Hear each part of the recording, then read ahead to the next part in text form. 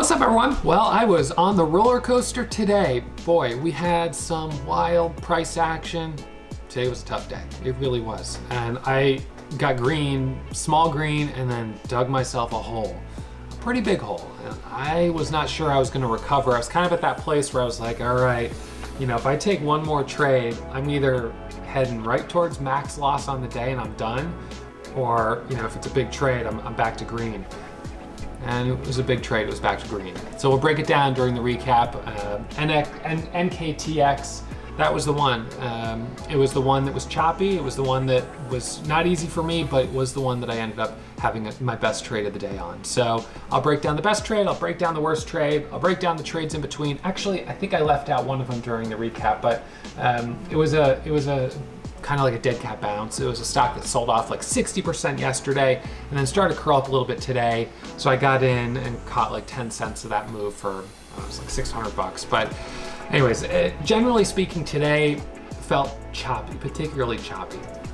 Leading gapper had already made a pretty big move by the time I was sitting down looking at it. It started rallying back up. It was a bit more of a grinding price action. It was easy to borrow. The float was a little higher. The price was a little higher, being around 14.15. All of that kind of contributed to it being a bit choppier. Not a recent IPO, not a recent reverse split, not a blue sky setup. So, it didn't have any of those kind of daily setups that can add a little fire to the momentum.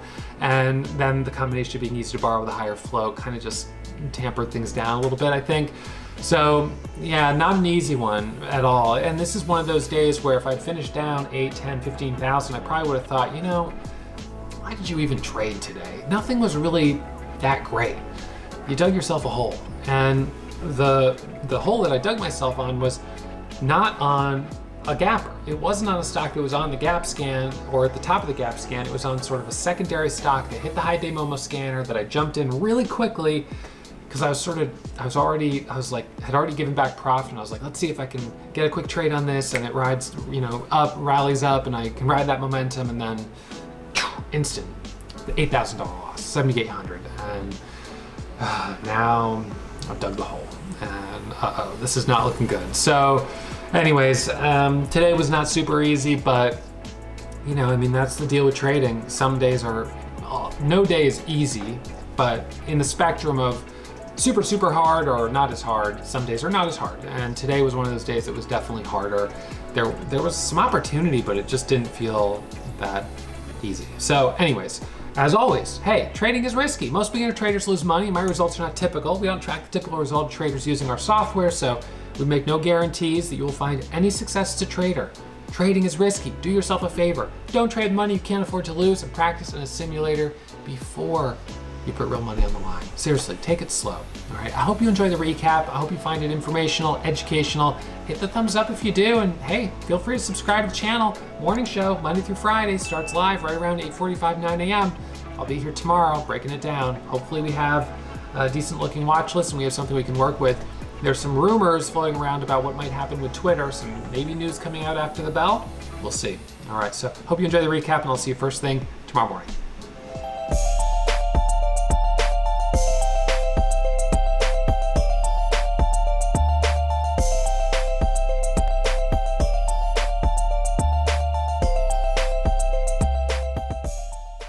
Okay, everyone, so I'm going to do a recap and go over today's trades. So finishing the morning in the green, but not really a great day because I went red before recovering and finishing green. So let's see, first couple trades, I don't even remember where I left off on the morning show. I think on the morning show I was up around $1,200 on NKTX. And then that's when I ended the morning show, the bell rang, and I started trading a little bit more. So the first trade out of the gates was on NKTX, and I jumped in it as it squeezed up right here, and then it dropped from a high of 15.98, or was it on this candle? Maybe it was actually this candle here. Yeah, it went from 15.15 and then flushed down to 14.50, $1 a share. It was really, really gross. If we look at the 10-second chart on that, you'll see how it just popped up and then flushed down.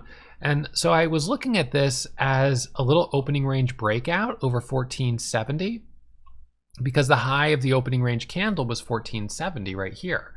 So I took this trade, I jumped in for the break of 1470, and look at that candle. It goes to 1515, then flushes down 1415. I bought the dip, and it comes back up. So I went red on it. I lost $1,000. I bought the dip, and I got myself back to up 200. And then I just kind of, it went up to 16, and I was like, I don't know. I just left it alone. And a few moments later, I saw ACON hitting the scanners, ACON, and I looked at it, I typed it in, and realized it was a recent IPO stock, and immediately jumped in for the break of 3. So I got in right here at $3. It squeezed up to 325, and there was a seller at 325, and I added 10,000 shares. It pops up to 327, and then it flushed all the way down to 270. So with 20,000 shares, I ended up losing like $7,800. It just ended up being just a nasty rejection. And so it rejected the volume weighted average price and flushed. And 200,000 shares on that 1 minute candle. I mean, just a lot of selling, a lot of hidden sellers. So I'll make another video talking maybe more about hidden sellers, but I guess you could look at this in hindsight and say, well, it kind of broke that level though, but it was right, kind of the volume weighted average price was sort of this issue, like right here. And I don't know. So I maybe I should have held off on it. I think part of the reason, you know, one of the things that's always tough as a momentum trader is jumping in quickly. And you see something squeezing, you jump in, and then you realize after the fact, uh-oh, wait, I'm in here right under VWAP. I don't know, is it gonna, and then it starts to stall out and whatever. So not a great trade. It went from 250 up to 330, but then came right back down. So I cut the loss on that, and at that point I was down $7,000 on the day. So down $7,000 on the day. Twitter, let's see. Yeah, so Twitter's rallying back up. There's a headline, they say Twitter deal to be announced after Monday's close, if not sooner, according to the Wall Street Journal. I don't know, we'll see. The high from a couple days ago was 54.57. It's just, you know, these types of trades are risky for sure. We don't really know what's going to happen, so be careful on trading those rumors. But anyway, so yeah, so then I was down 7,000 on the day and was watching NKTX. NKTX ended up getting a really nice trade on this breakout right here. It starts to kind of, it pops up to 1564, it pulls back, and I accumulated a 10,000 share position right in this little consolidation and took profit as it ripped up to 1650 and ended up making about $14,000 on that trade. But then I bought the dip on resumption and gave back about $3,000. So finishing from a high of about 7,000 on the day to 4,300 right now, and just kind of like whatever. I'm just not feeling it today, to be honest. Just so choppy, and this one hasn't been easy, and maybe it's going to keep going, but it just keeps kind of ripping and then going into these choppy consolidation periods, and I just am not feeling it today. So I'm glad to be green, and I don't want to push my luck. I'll be back at it tomorrow. Hopefully we have something a little, I don't know, cleaner tomorrow than what we had today. But I'm just grateful to not be down 15 or 20,000. I went down 7,800. When I got into NKTX with the 10,000 shares, I was down maybe $3,000 on it for a second. But I did have conviction in this for the break of $16, and we got it. And I'm glad we got it, because this type of day, we could have just as easily continued to see choppiness, and I could have lost on that as well. So anyways, managed to close the day in the green, but gave back a little bit off the top. And I just feel like if I keep trading, I'm going to keep giving back profit. So I'd rather just be grateful, shut it down, and, you know, live to trade another day. So I'll be back at it tomorrow. Hopefully tomorrow we have some cleaner action. Maybe we'll have some news on what's going to happen with Twitter.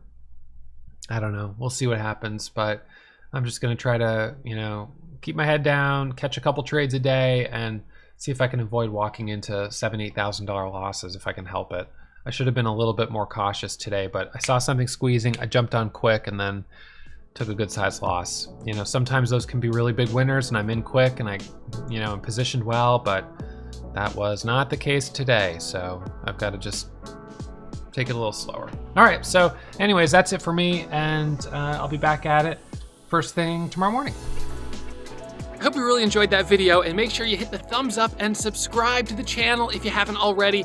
Our goal is to hit 1 million subscribers this year, but we won't get there without your help. So please, please, please hit that subscribe button.